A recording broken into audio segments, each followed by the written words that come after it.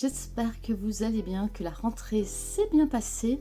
On revient aujourd'hui pour le bilan du mois d'août.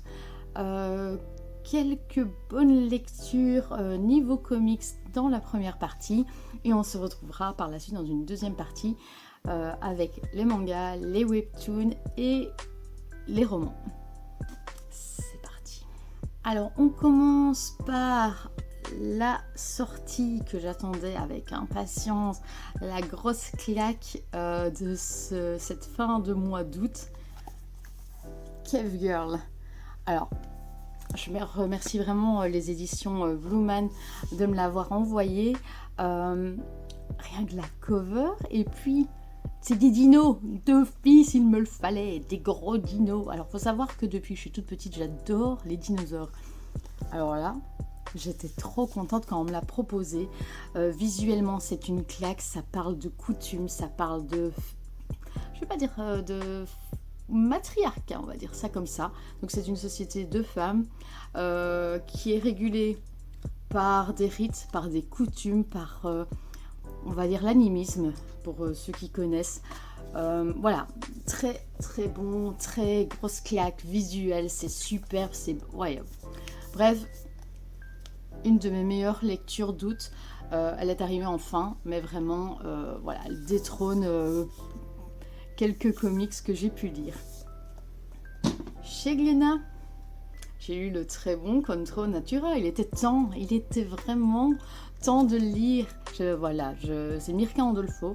Fallait d'office que je le lise un jour. Il était en wishlist, je l'ai reçu pour mon anniversaire.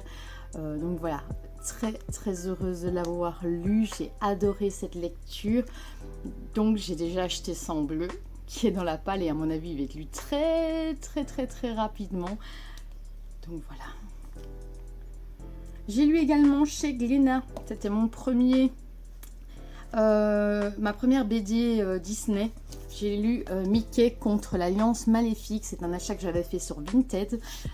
J'ai adoré, j'ai adoré. Je dirais pas que c'est la meilleure histoire de tous les temps, mais c'était bien sympa, cette petite histoire Mickey un peu space opéra. Ouais, cool. Alors, c'est très manichéen, mais voilà, très sympa pour se détendre, vraiment petite lecture popcorn comme ça. Ouais, bien sympa. J'ai lu aussi de chez Panini, Moon Knight, le point de Konsu. Alors, comment vous dire, c'est pas une mauvaise lecture, mais c'est pas la lecture de l'année. Disons que passer après Lunatic de Jeff Lemire, voilà, compliqué. Et puis il me manque des éléments de ce qui s'est passé avant ceci, même s'il y a un petit résumé, voilà, j'ai pas accroché autant qu'à Lunatic, voilà, et qu'à la série Disney+. Voilà. Je sais pas encore si je vais continuer ou pas. Donc, mais me connaissant avec ma collectionnite aiguë, je vais continuer. Mais voilà, ça va pas être l'achat que je vais faire en priorité. Voilà. Si je le trouve les suites sur Vinted, ça sera les suites sur Vinted, par exemple. Donc voilà.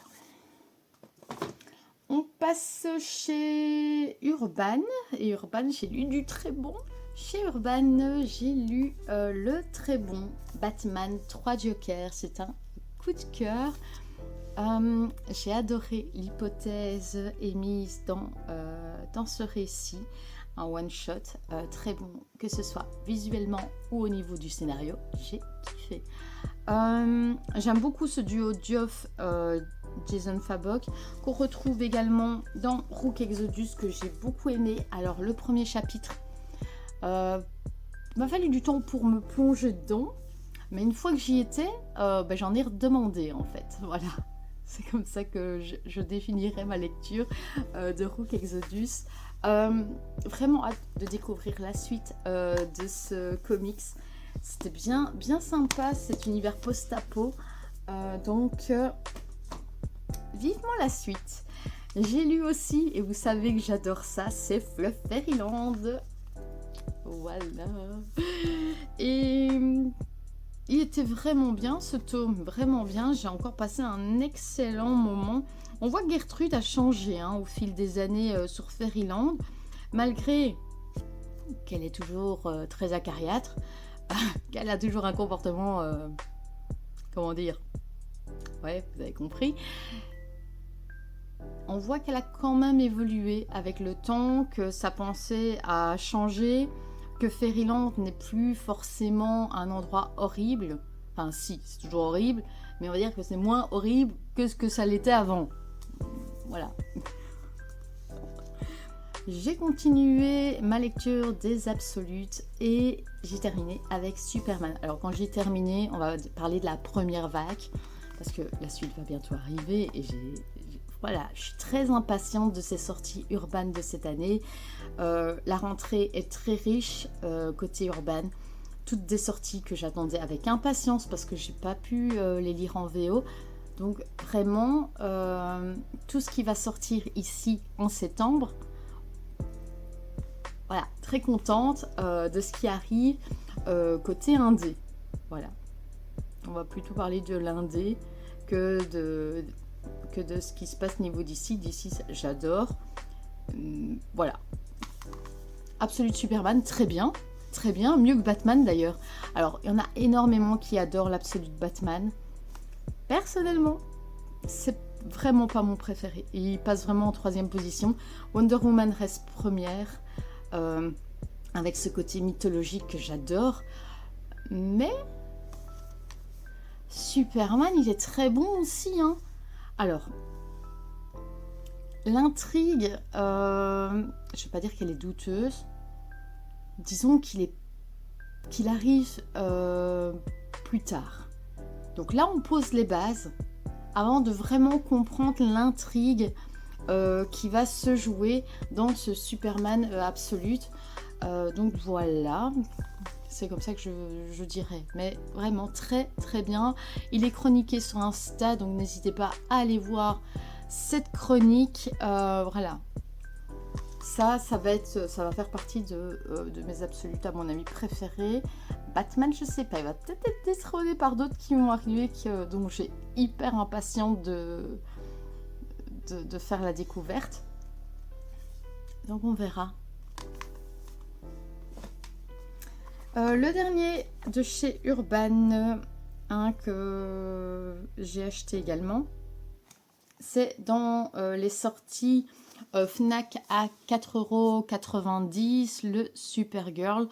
J'avais lu Ennemi Public et on m'a conseillé sur Insta de lire Supergirl, qui est une suite directe de ce qui se passe. Donc on a Silence, Ennemi Public et Supergirl. Et j'ai bien aimé, mais vraiment pas mon préféré non plus. J'ai préféré dans les titres à 4,90 €, toujours de Jeff Lobb. Vraiment Ennemi Public. Ouais. Supergirl, j'ai un peu moins aimé. Silence est toujours au-dessus, vraiment. Donc voilà pour le petit classement. Mais vraiment, 4,90 €, c'est moins cher que les Nomades. Donc vraiment, foncez pour ne pas avoir de regrets. On continue avec une BD que j'ai reçue pour mon anniversaire. C'est Bianca, Little Lost Lamb, des éditions Shockdown. Voilà, j'ai dit stock. C'est magnifique visuellement, mais trop manichéen. On parle en gros de chaînes alimentaires, des proies, des prédateurs. Ça rappelle Contre Natura quand je dis ça, mais ça n'a rien à voir, vraiment. Les animaux sont aussi anthropomorphes, mais c'est beaucoup plus manichéen. C'est une histoire de vengeance. Alors j'adore les histoires de vengeance. mais ça va pas forcément me laisser un souvenir impérissable. Visuellement très beau, mais ça va pas me laisser un souvenir impérissable. Voilà. Chez Dargaud, j'ai lu Épouvantail, superbe récit. J'étais dans un mauvais mood quand je l'ai lu, donc j'avoue qu'après j'avais l'impression d'avoir le poids du monde sur mes épaules, mais ça reste un très bon récit, vraiment. Ça parle de deuil, ça parle de la place dans la famille. C'est un très bon récit. Visuellement, c'est superbe aussi. C'est surtout pour le côté visuel que je voulais le lire. Le côté fantastique aussi. Franchement, ce récit, c'est... j'ai les larmes qui montent en parlant. Je sais pas comment expliquer, mais c'est vraiment un récit qui m'a touchée, qui m'a émue. Quand je l'ai eu terminé, j'avais le souffle coupé. Pas parce que c'était extraordinaire ou qu'il y avait un choc à la fin, mais parce que tout ce que je venais de lire était lourd à porter. C'est comme si on venait de me dire un secret et que j'en tombais par terre, en fait. Voilà. Je sais pas comment vous le dire autrement, en fait. Il va falloir que je trouve vraiment mes mots pour écrire ma chronique. Parce que vraiment, faut pas passer à côté. Pour ma part, c'est un des récits qu'il faut dans sa bibliothèque si vous aimez le style fantastique. Vraiment. Alors, deux nouveautés que j'ai reçues de chez Sarbacane. Aussi de très bons récits. Deux récits touchants. Je crois qu'en fait, je suis dans un mood fleur de peau, là. Et donc, je suis très, très émue en lisant pour le moment. Tout d'abord, j'ai lu Des filles normales. Je sais pas pourquoi j'ai commencé par celui-ci.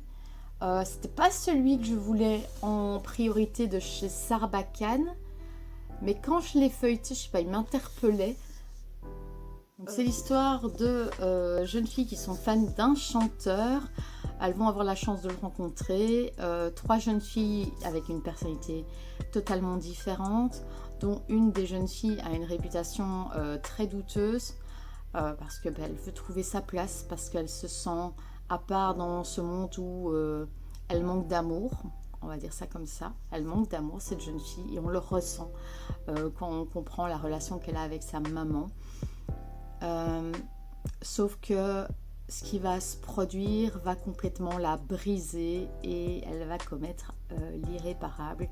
Et c'est là que toute l'histoire va vraiment s'enclencher, avec toute une prise de conscience des autres jeunes filles qui étaient avec elle. Voilà. C'est très belle histoire, j'en ai des frissons. Ça parle de naïveté, de fragilité. On pourrait dire aussi de relation toxique, mais disons plutôt que la relation est vraiment très douteuse. C'est pas toxique, c'est douteux en fait. C'est vraiment se servir de quelqu'un. Voilà, c'est un autre style de relation et c'est très malsain. Mais voilà, très très touchante histoire. J'ai lu également Fleur intestinale. Alors, dernièrement, j'ai eu pas mal d'examens à l'hôpital pour plein de petites raisons, parce que ma santé est très très mauvaise. Ça va pas. Donc, j'ai eu cet examen pour voir si j'avais pas la maladie de Crohn. Une maladie qui touche d'ailleurs une de mes amies. C'est une maladie très dure à vivre. Et je le vois, je ne dis rien, mais je vois que c'est pas facile à vivre. Et donc j'ai demandé à Sarbacane cette lecture Fleur intestinale qui parle de la maladie de Crohn. Une maladie on connaît, mais en fait on connaît rien. On a l'impression de savoir ce que c'est, mais au final on ne le vit pas. Dire à quelqu'un que quelqu'un est courageux, ben non, en fait, tu dois juste vivre avec, que tu aies du courage ou pas, t'as pas le choix en fait.